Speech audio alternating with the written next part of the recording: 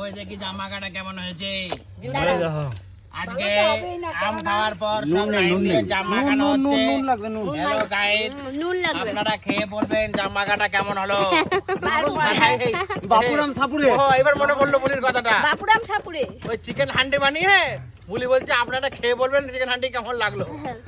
দিন নিজে খেয়ে নিজে বলছে নুনিয়া দৌড়া যায় তুই নুনিয়া যা যা যা যা যা পটলটা কাটা হেভি দি লঙ্কা গুঁড়ি দিতে লাগে মাখা জাম মাখা কাটা মিঠা জাম হেভি চাকুটা দি কাট চাকুটা দি যা যা এই নুন নিয়ে আয় নুনিয়া যা দিয়েছি তো তোমাকে আমি মাখিয়ে নে কি করে জামটা